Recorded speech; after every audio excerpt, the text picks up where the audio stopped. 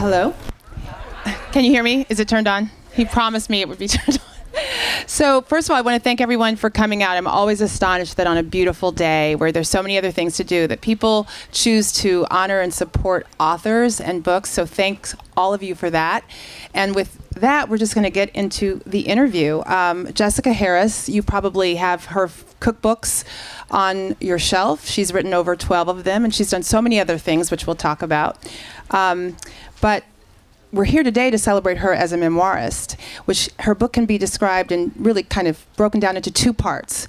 On the one hand, it tells the story of your great love for a man named Sam Floyd, a powerhouse intellect who collected an astonishingly accomplished group of friends, Maya Angelou, James Baldwin, Toni Morrison, Nina Simone, etc. And the second part of the book is really about the ebbs and flows of your friendship with Maya Angelou. Can you read us just a little bit from the book to start? Can everybody hear? Oh, yes, you can. Okay. Well, this is the prologue. So since, in the immortal words of Alice in Wonderland, start at the beginning, go on to the end, and then stop. This is the prologue. It is the very beginning of the book. My man is black, golden, amber, changing, warm mouths of brandy, fiend. So opens Maya Angelou's poem to a man. If I'd read those lines back in the 1970s, this story would never have happened. Instead, ignorant, trusting, believing in love, and woefully too young, I raced in. I've been rereading Angelou's poetry recently because her passing has brought memories of my youth vividly back. I've been known to say that I am the Zelig of the second half of the 20th century because it has been my great good fortune to turn up in multiple special spots. I lived and studied in Paris when Les Halles was still going strong and the buildings were gray. I've supped with Sembène in Senghor, Senegal, and I've danced in the Candomblé ring in Jorge Amado's Bahia. However, the real reason that I identify with the Woody Allen character is that it was my privilege to spend a part of my youth with Maya Angelou, James Baldwin, and their circles of friends as they were becoming icons of 20th century America. Their joy in one another, the fierceness of their intellectual pursuits, and their absolute dedication to civil rights and the righting of civil wrongs of all sorts made their names hallmarks of honesty and totems for truth. I'm not central to the story, although I have lived it. Rather, it is an extraordinary circle of friends who came together, lived outrageously, loved abundantly, laughed uproariously, and savored life while they created work that would come to define the era. That they knew one another was interesting, that they partied together, savored one another's company, encouraged one another's endeavors, celebrated one another's achievements, and mourned one another's losses is extraordinary. The tale is also the tale of a city, New York City. Its neighborhoods and its vibrant life is also a character, for no other place in the world could have spawned and celebrated their lives with such intensity. Paris had La Belle Époque, the 1920s, and the existentialist 1950s. London had the swingin' singles, and New York City, swingin' 60s, sorry about that, and the swingin' singles, but that's another book. And New York City, in the early 1970s, was the hub of the universe city. It was a city in the throes of a major transition, when restaurants could offer a glimpse of the fading world of cafe society or bubble with the excitement of the new era that was being created. And the clubs that existed for every possible social stripe throbbed nightly with the excesses of the sexual and moral revolution that had been ushered in the 1960s. It is with good reason that we are in the Stonewall tent. Life was lived in widescreen Technicolor in ways that had never before existed. It was the city before AIDS and economic downturns made it a very different place. Memory has muted some of the vibrancy of the colors, and the dates fade into a continuum. But the vitality of the friendships, the commitment to activism, and the joie de vivre of those heady days remain as palpable as the intertwined connective tissue of the lives that were lived then. Thank you. So you, as I mentioned, have written 12 cookbooks. You started out as a book reviewer. You've been a theater critic, a travel writer, and now you turn to memoir. And you have to be so vulnerable. We were talking about this backstage. Before, if you did a reading or a presentation, people would ask you about a recipe. Now they're really probing some of your deep secrets, and you've revealed them and shared them. Talk to us about why a memoir and what the process is like to kind of dig through some of those memories. Well, it's I'm used to 1 cup, 2 tablespoons, and I can tell you a little bit about the history of where this, that, or the other is from. But now people want to know, well, how'd you feel about your father? Really? What did you feel at this moment? It's like, none of your business. But you don't get to say that as part of it. Memoir came, I guess, as a result of memory. The genesis of the book was an article that I was asked to write for the New York Times.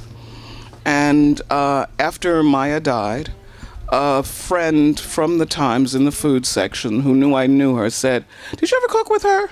And I said, "Oh, yes." And she said, "Well, I'd love for you to write an article about that." And so I did.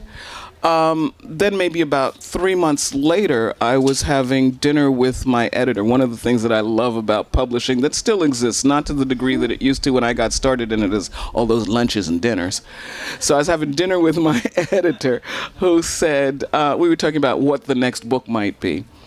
And we had gone through X and Y and P and Q, and she finally looked at me and said, "Are you sure that's all?" And I said, "I don't know. Have you read the book? Or have you read the article about Maya Angelou that I just turned in?" And she said, "No, but I think that's your next book."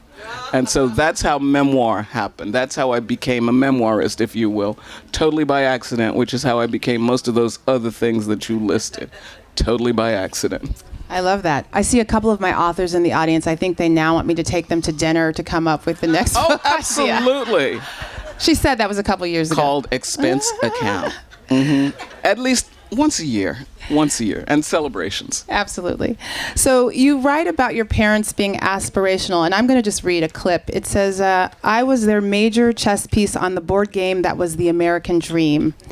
They scrimped to take you on a grand tour of Europe. Lincoln Center was visited as often as church. The family acquired a summer house on Martha's Vineyard to better slip their daughter's canoe into the elite currents of the African American dream and culture." What's your connection to this island now? Is it still an aspirational place for Americans in general and Black Americans in particular? Oh, goodness. Well, I think so much has changed. First of all, my parents actually bought the house that I still live in 1957. Okay, so I can claim deep roots here. And they may have bought it in 56. I know our first summer here was 57. What the island was then was very different. It was, as I like to say, BC, before Chappaquiddick. Okay? Chappaquiddick started changing the island. The island was a place that some people knew about, but not everybody. Chappaquiddick put it in, headlines in, sort of full screen. And then after that, Clinton's, and then after that, this whole rush. When we moved to the island, most people, African American people, lived in one place, the Highlands. The Highlands being the back part from New York Avenue to sort of midway East Chop, if you're not familiar with them. Eons ago, 19th century, everybody knows the Methodist campgrounds. In the Highlands, there was a Baptist campground, and you can go still see the pentimento of the circle that was around it. The tabernacle is no longer there, but there was a Baptist campground on one side, a Methodist campground on the other side, and New York Avenue was known as Jordan. So you talk about crossing Jordan. Okay, so all of that part of history. When we moved in at that point in the 50s, people were just beginning to move out of the Highlands into the center of town. And, okay, don't y'all come all at once, but I live on Tuckernuck, right opposite the tennis courts. Now, then there were literally 2 tennis courts. They have subsequently made my life in summer a living hell because they put in the basketball court, noise, noise, noise. They put in the kids' park, hi, outside voices at 7 a.m. But that park was basically a center. And if you look at what is now the Copeland Historic District, it was built around these series of, if you will, lungs of air spaces. We just were moving, and we being African Americans, just moving into that part of town. My childhood on the island, and I've spent 61 summers here,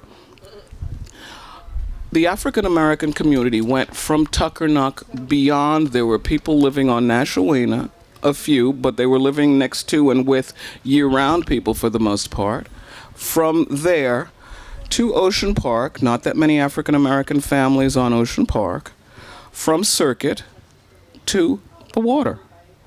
Now, if you visit that area nowadays, it has changed. It has changed again. Complexion has changed. There are still pockets of people. There are people who come for X number of weeks or Y number of weeks. There are people who know each other. There are people who've grown up with each other. There are people who are multi-generational. So it's a different vineyard.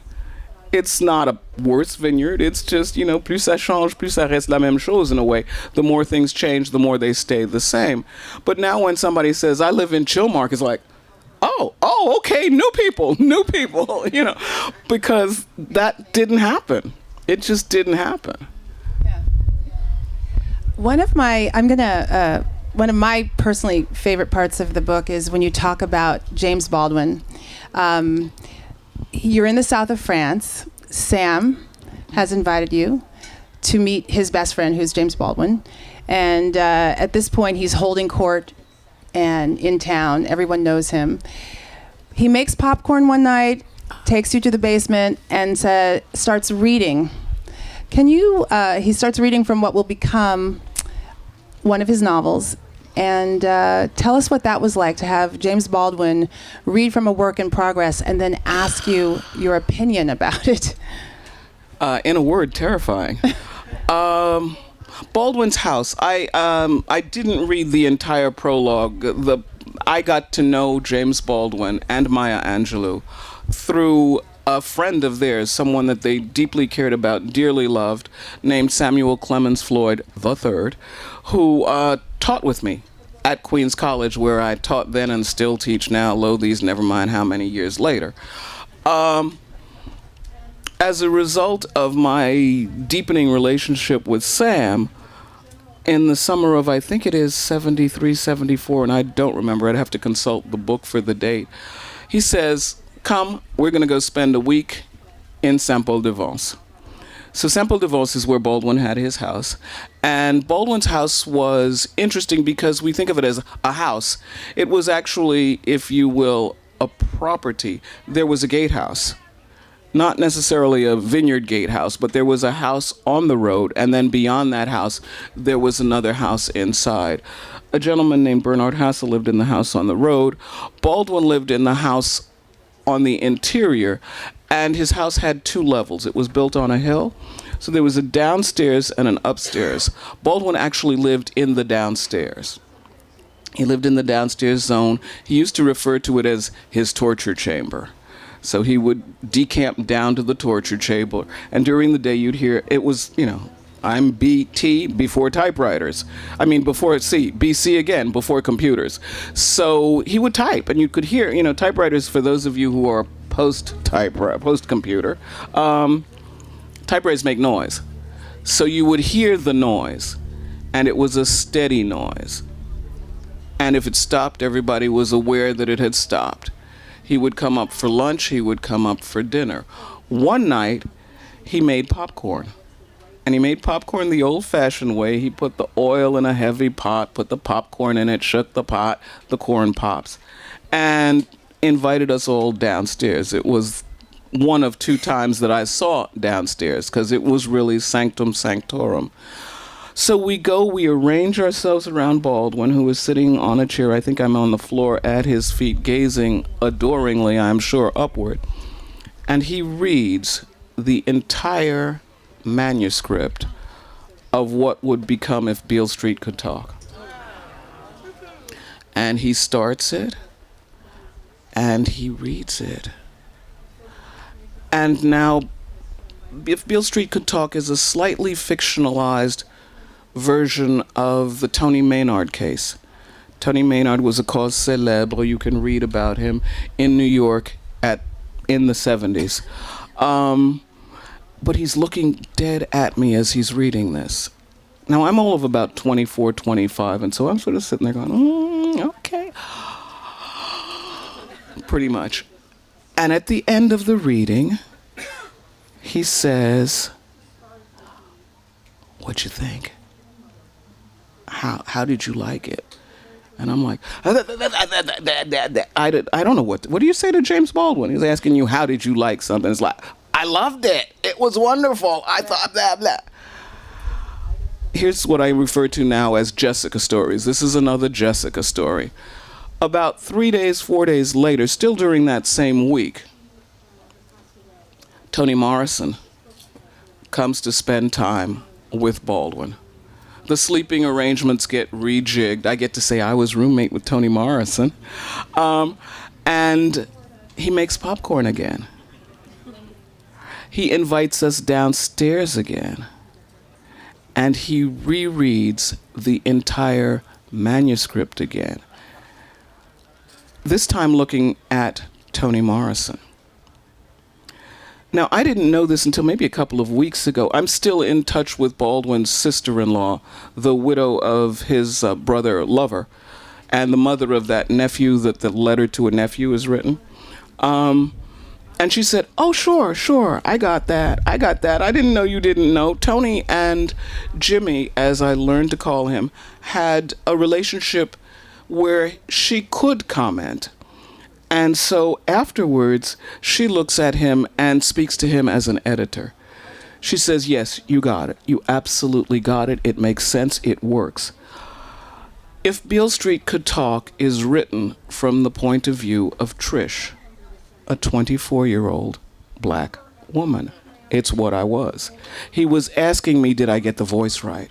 He was asking me, had I heard anything? Did it make sense? Was there anything shocking? I didn't get it.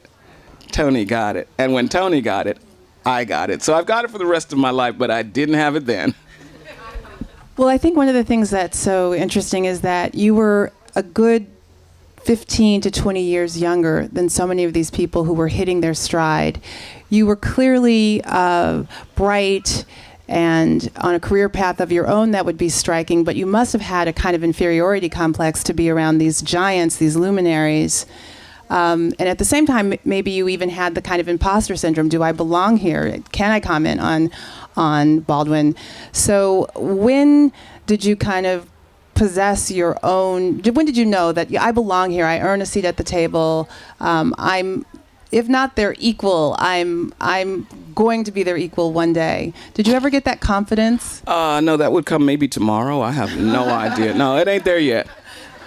It ain't there yet.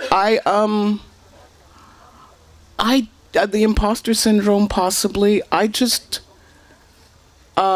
noticed a new kind of hashtag on Instagram or Twitter that is bow down. Okay. I spent my entire time bowing down and should have. Right. And should have. I didn't belong at the table. I mean, they were extremely generous.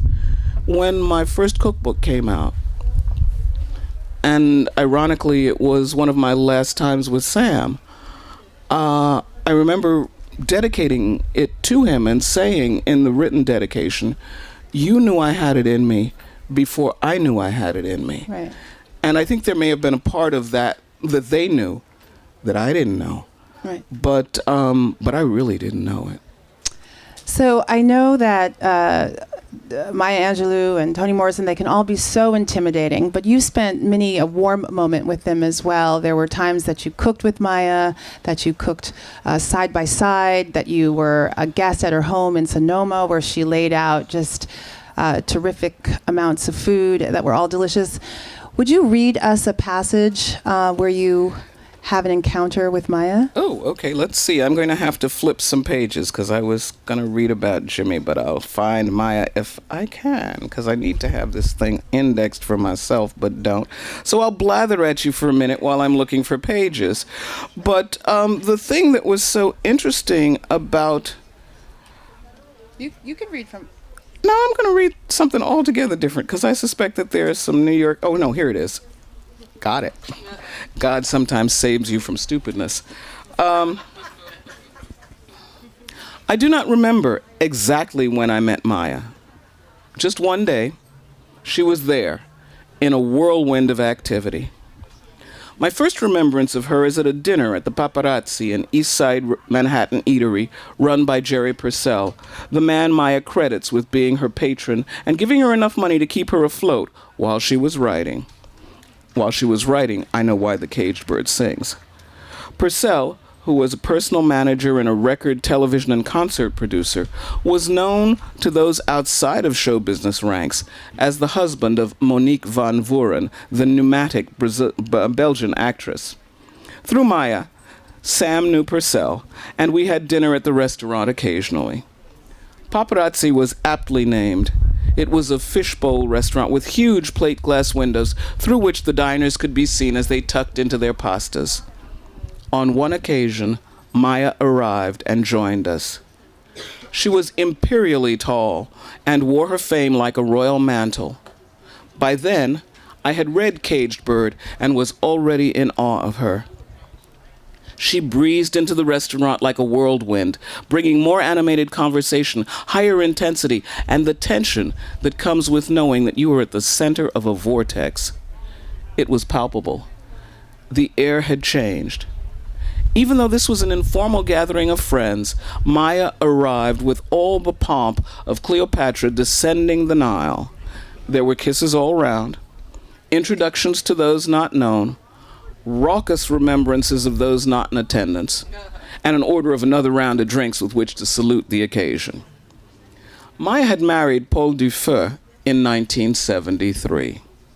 Tall and rangy, with a finely honed sense of dry British humor, he was charming, fierce, and extremely comfortable in his masculinity. A self-proclaimed hod carrier, he was a carpenter and a bricklayer by trade, and had been not only married to feminist Germaine Greer of Female Eunuch fame, but had posed nude in the British Playgirl magazine, displaying his endowments to the world. And oh yes, he was white, which in itself was scandaleux. None of it mattered to them, or to anyone else. Maya was in love. They had their own private jokes and their conspiratorial smiles. They showed up at one New York evening for dinner at Paparazzi wearing matching mink-lined denim jackets and giggling about how ridiculous they were. Conspiratorially close, they were given to raucous behavior. Evenings might end with rousing renditions of Knees Up Mother Brown while dancing in lockstep down the streets, or in full-throated singing of other classic pub songs like I'm Henry VIII I Am. Paul was used to smart women who were, as the saying went, heavy in the head. When he was reportedly told that Maya was a very important woman in the world, his reply was, I can carry the weight. And for a while, he could. If he could handle Greer's notoriety, clearly he'd be able to take the weight of Maya's increasing fame. That's great.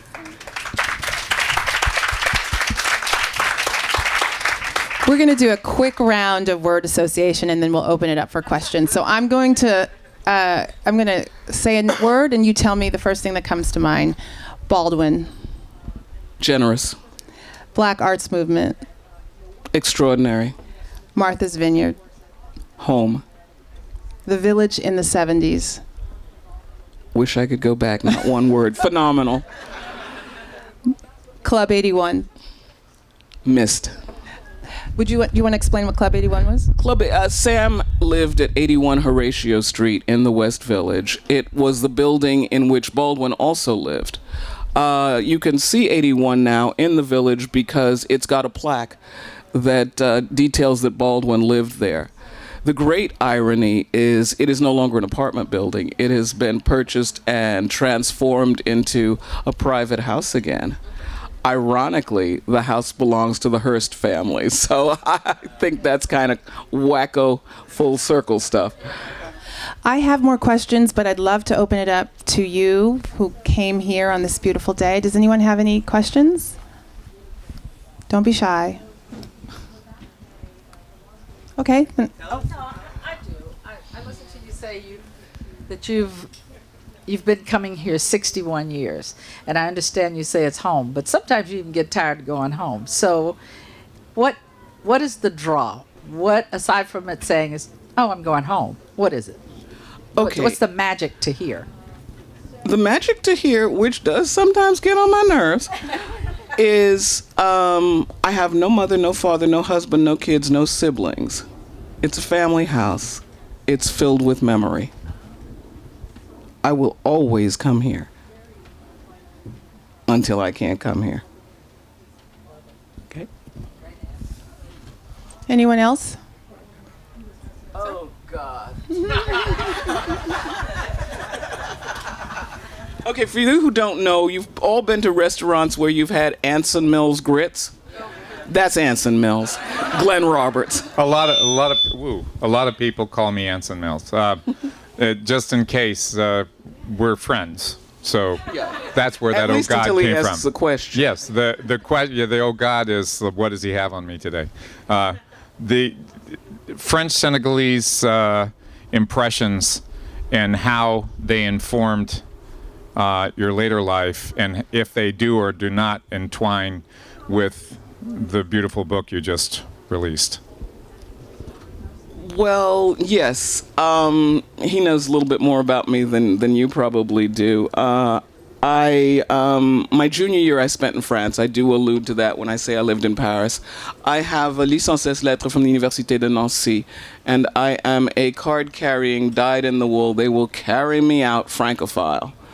What happened after this period, and while it is called a memoir, it is really, the working title was not My Soul Looks Back. The working title of this book was A Moment in Time, because that was what it really was. It's a moment in time.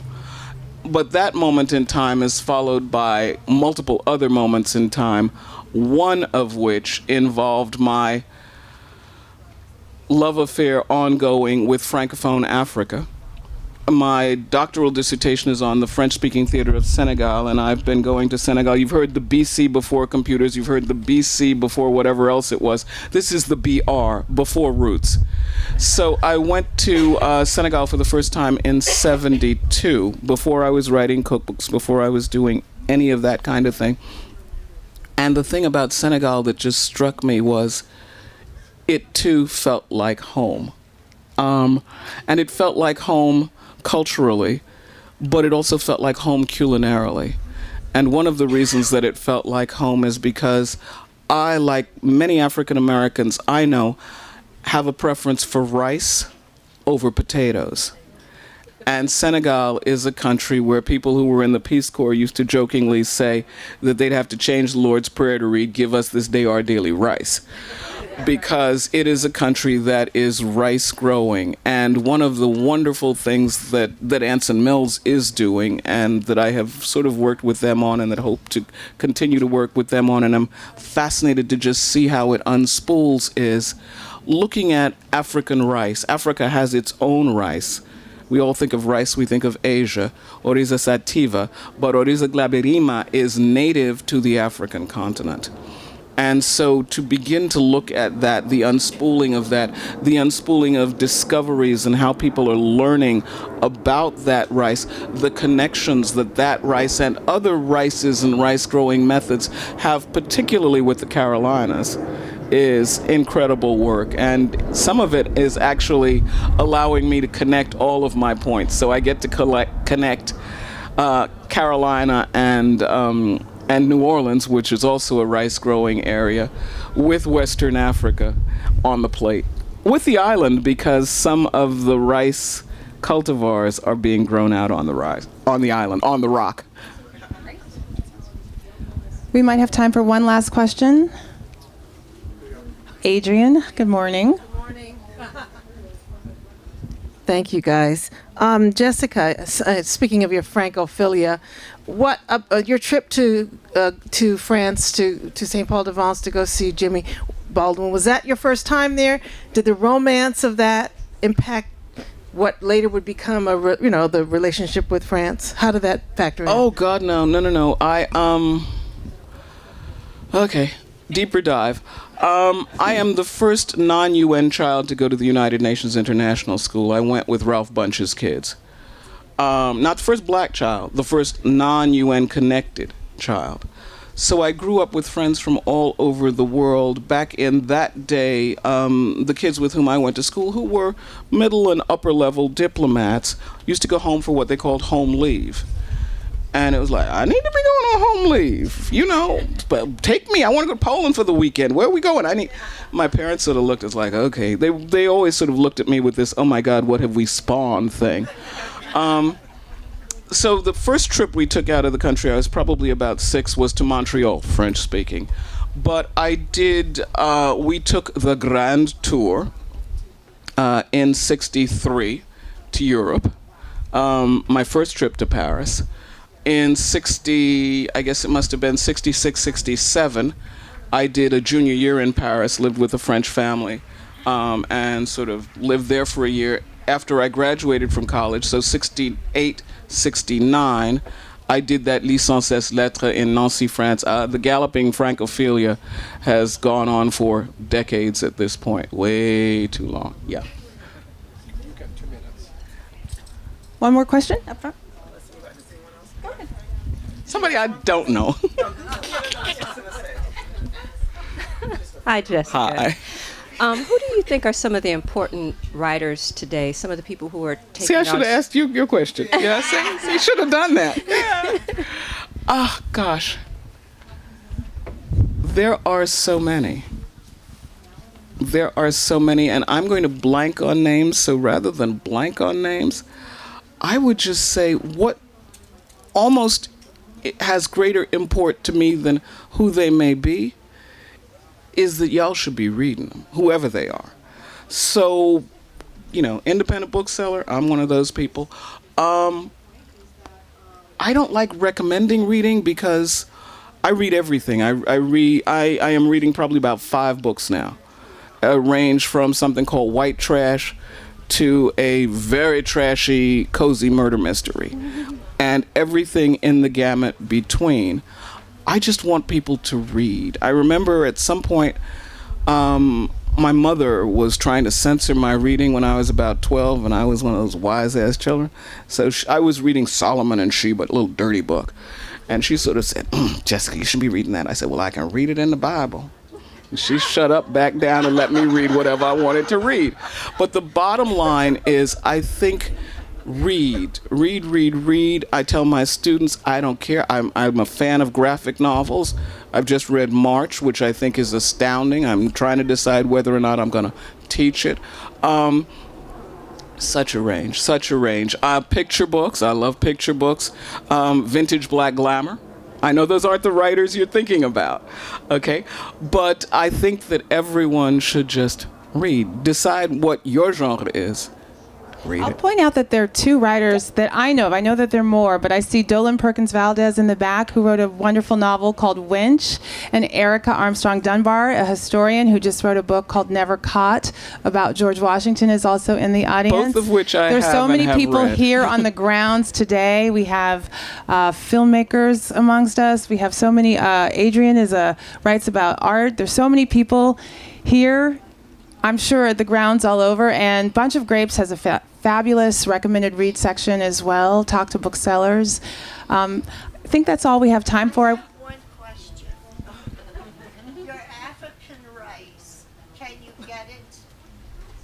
get it? I don't think it's being merchandised yet, but soon come. Okay.